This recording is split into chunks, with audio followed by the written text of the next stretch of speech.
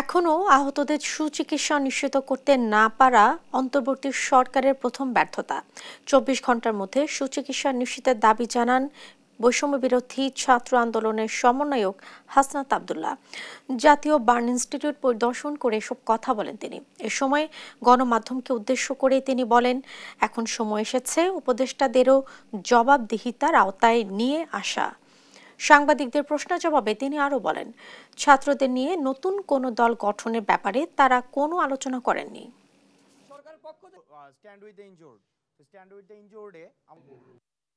আজকে আহতদের যে আমরা সারা ঢাকাতে আমরা যে চিত্র দেখেছি এবং বাংলাদেশের বিভিন্ন জায়গা থেকে যে চিত্রের খবর পেয়েছি, এতদিন পর্যন্ত আহতদের আন্তর্জাতিক মানের সেবা নিশ্চিত করতে না পারা এবং তাদের জন্য পূর্ণাঙ্গ একটি তালিকা করতে না পারাকে আমি এই অন্তর্বর্তীকালীন সরকারের প্রথম ব্যর্থতা হিসেবে চিহ্নিত করতে চাই। আমরা দৃশ্যমান পদক্ষেপ দেখতে চাই।